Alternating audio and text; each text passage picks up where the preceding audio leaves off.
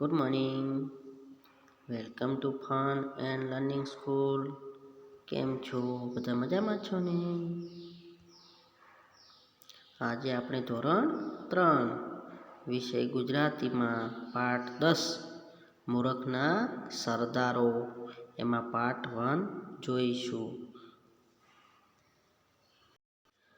અહીંયા જુઓ, આપણે ગુજરાતીમાં પાના નંબર 48 ઉપર જોઈશું.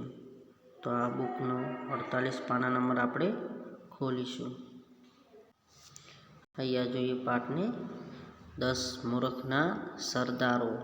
એના કોને લખ્યું છે?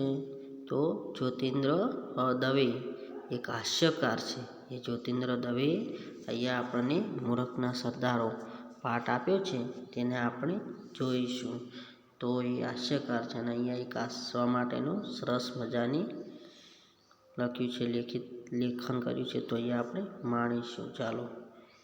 એક દિવસ અકબરે બિરબલને પૂછ્યું, મને એવો વિચાર આવ્યો છે કે ચતુર માણસો તો મેં બહુ જોયા છે, પણ મૂર્ખાઓ બહુ ઓછા જોયા છે. શું કહે છે?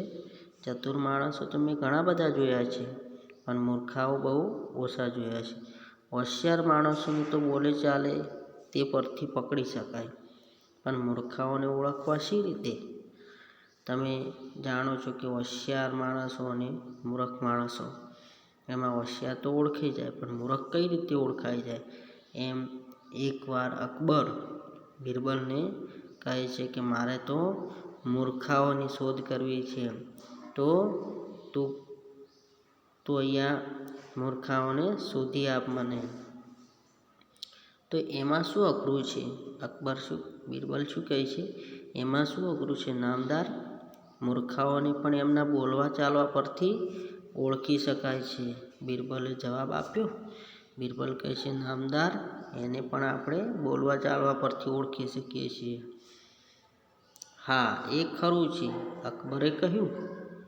પછી કઈ વિચાર આવતા એ બોલ્યો, એક કામ કર. શું નામદાર? બિરબલ કહે છે, શું નામદાર? મારે મૂર્ખાઓને જોવા છે. અકબર કહે છે, મારે મૂર્ખાઓને જોવા છે.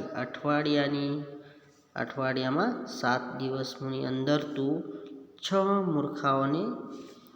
મૂર્ખના સરદારોને લાવી હાજર કર. શું કહે છે? અકબર એવું બોલે છે કે મારે તો અઠવાડિયાની અંદર જ 6 મૂર્ખાઓને જોવા છે, તો તું દરબારમાં હાજર કર. જેવો હુકમ નામદાર. જો રાજા જે અકબર છે તે હુકમ કરે છે તો બિરબલને કામ તો કરવું જ પડે ને. તો જેવું કહે છે, હુકમ નામદાર. બિરબલે કહ્યું ને પછી બીજી થોડી ઘણી વાતચીત કરી રજા લીધી. તે બિરબલે કહ્યું તે પછી થોડી ઘણી વાતચીત કરી અને રજા લીધી. જોઈએ અહીંયા બિરબલ તો અનેક માણસોના સંપર્કમાં આવ્યો. એમાં કેટલાક મૂર્ખાઓ પણ હતા, પણ એમાંનો કોઈ મૂર્ખનો સરદાર કહી શકાય એવો નહોતો. એને શહેરમાં મૂર્ખના સરદારોની શોધમાં ફરવા માંડ્યું. અકબરે હુકમ કર્યો છે ને, એને કેટલા મૂર્ખાઓ જોઈતા હતા? 6 મૂર્ખના સરદારો, અને એ દરબારમાં હાજર કરવાના છે. તેથી બિરબલ તેને શોધવા માટે શું કરે છે? શહેરમાં ફરે છે. જોઈએ અહીંયા એક ચિત્ર આપ્યું છે આપણને.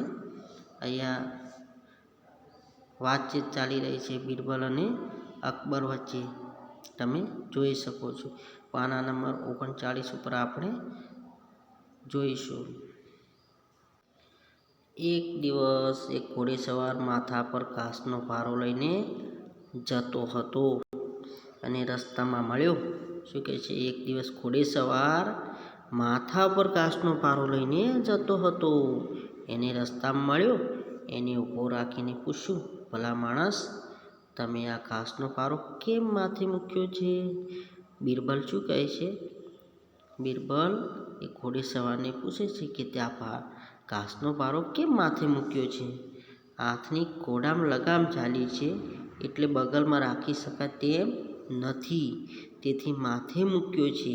ઘોડેસવારે જવાબ દીધો કે હાથથી તો ઘોડાની લગામ ચાલી છે એટલે બગલમાં તો રાખી ન શકાય, એટલે મેં માથે મૂક્યો છે. ઘોડેસવારે જવાબ દીધો. પણ ઘોડા પર મૂકતા શું થતું હતું? બિરબલે પૂછ્યું. ઘોડા પર જોતા નથી કે ઘોડો કેટલો નબળો છે, અશક્ત છે, મારો જ ભાર જેમ તેમ કરીને ઉંચકી શકે છે, તેમાં વળી ઘાસનો ભારો એના પર મૂકું તો એ બિચારો મરી ન જાય? ઘોડેસવારે કહ્યું. શું કહ્યું?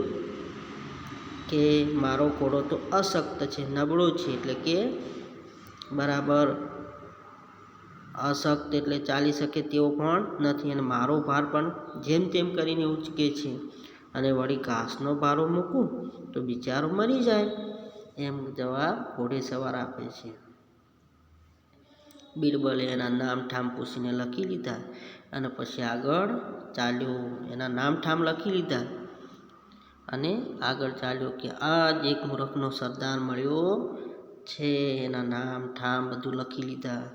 ભાઈ મને બિરબલે એના નામ ઠામ પૂછીને લખી લીધા. પછી આગળ ચાલ્યો. પછી બીજો, જો ભાઈ મને બેઠો કરો, ભગવાન તમારું ભલું કરશે. કાદવમાં પડેલા માણસે બૂમ મારીને કહ્યું. બિરબલે એની સામે જોયું.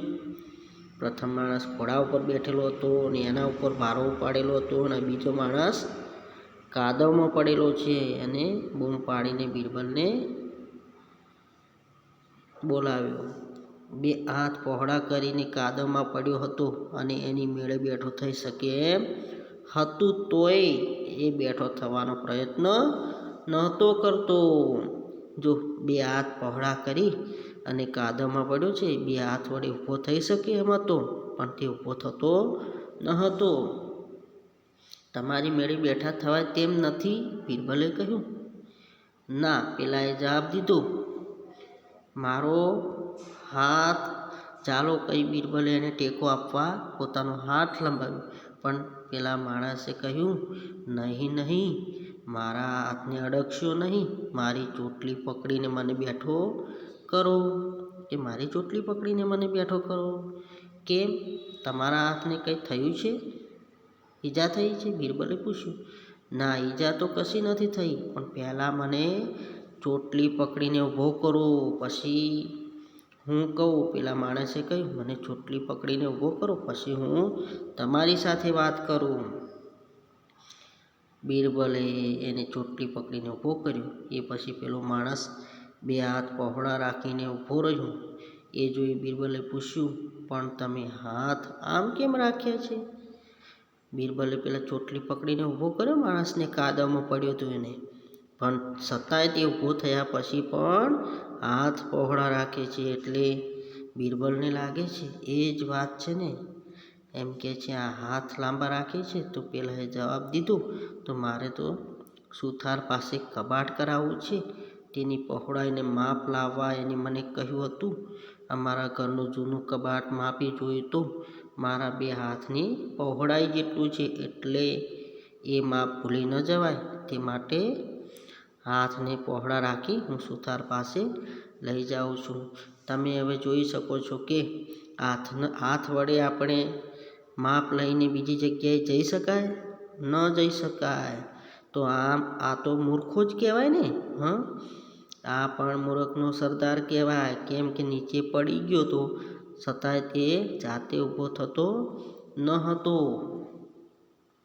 જાતે ઊભો ન થયો, અને બીજાને બિરબલને બૂમ મારીને તેની ચોટલી પકડીને ઊભો થયો અને તેને પૂછ્યું, તો હું તો કે આ મારા કબાટનું માપ લઈને સુથાર પાસે જાઉં છું. તો પાના નંબર 50 ઉપર જોઈએ. હવે શું કહ્યું? હાથ પહોળા રાખીને બતાવતા જતો હતો ને સુથારને બતાવવા જતો હતો ને રસ્તામાં ચાલતા લપસી પડ્યો. શું કહે છે? લપસી પડ્યો. બે હાથ નીચા કરો તો માપ ભૂલી જવાય, એટલે હાથ એમના એમ જ રાખી રહ્યો હતો. તેમ કહી આવીને ઊભો કર્યો તો બાપ બરાબર જળવાઈ રહ્યો. તમે આવીને મને ઊભો કર્યો તો માપ બરાબર જળવાય. બિરબલે એના નામ ઠામ પૂછીને લખી લીધા. આ પણ મૂરખનો સરદાર લાગે છે એમ કરીને નામ ઠામ પોલીસ પૂછી લીધા. આ બનાવ પછી 1-2 દિવસ રહીને બિરબલ બાદશાહ પાસે ગપ્પા મારીને રાત્રે ઘેર પાછો ફરતો હતો. ત્યાં રસ્તામાં ફાનસ હેઠળ એને એક માણસને કહી શોધતો દીઠો એટલે જોયો. જ્યારે 1-2 દિવસ પછી બિરબલ બાદશાહ પાસે ગપ્પા મારી એટલે રાતની વાતચીત કરી અને રસ્તામાં એટલે કે ઘરે રાત્રે પાછો આવતો હતો. ત્યારે શું શોધો છો? એક માણસને જોઈને તેને પૂછ્યું કે શું શોધો છો? કંઈ પડી ગયું છે? બિરબલે પૂછ્યું. હા, પેલાએ ટૂંકો જવાબ આપ્યો. શું? પેલાએ પૂછ્યું શું પડી ગયું છે? તો કે સોનાની વીંટી. લાવો હું એ શોધવા લાગો. કહી બિરબલે પણ વીંટીની શોધ માટે ત્યાંથી પસાર થતા માણસો પણ શોધવા પડ્યા એટલે એમને મદદ કરવા માંડ્યા. ઘણા બધા લોકો શોધવા માંડ્યા એના વીંટીને. તમારી ખાતરી છે કે અહીં જ પડી છે? બિરબલે પૂછ્યું. થોડી વારે ટોળામાંથી એક જણે પૂછ્યું. ના, અહીં નથી પડી. ત્યારે કે છે અહીંયા મારી સોનાની વીંટી નથી પડી. તો ક્યાં પડી છે? તો પડી કઈ છે? તો ત્યાં દૂર આગે અંધારા ખૂણા તરફ આંગળી કરી એને જવાબ દીધો કે પડી ગઈ છે અહીંયા નથી પડી, દૂર અંધારામાં પડી ગઈ છે. ત્યારે અહીં શા માટે શોધો છો? એટલેથી ગબડીને થોડી અહીં સુધી આવે કે ગબડીને આટલે સુધી આવી શકે? ત્યાં અંધારું બહુ જ છે અને અહીં દીવો છે એટલે અજવાળે શોધી શકાય. એમ કહે છે કે ત્યાં તો અંધારું છે, ત્યાં હું શોધી ના શકું અંધારામાં, પણ અહીંયા દીવાના અજવાળે હું શોધી શકું. પેલા માણસે જવાબ આપ્યો. વીંટી શોધતો હતો ને એને જવાબ આપ્યો કે અંધારામાં ન શોધી શકાય. વીંટી પહેલે અંધારામાં પડી ગઈ પણ અજવાળે શોધી શકાય એમ કહે છે. પાછો જવાબ આપો. મારો બેટો તદ્દન મૂર્ખ છે. આપણને નકામી મહેનત કરાવી. પેલા લોકો જે હતા ને શોધતા હતા બીજા મદદ કરાવતા, એમને કીધું કે મારો બેટો નકામો મહેનત કરાવે છે. એમ તિરસ્કારથી કહીને વીંટી શોધવા ભેગા થયેલા લોકો ત્યાંથી ચાલી ગયા. પણ બિરબલે તો નામ ઠામ પૂછી લીધા. કેમ કે એને તો મૂર્ખનો સરદાર મળી ગયો ત્રીજો.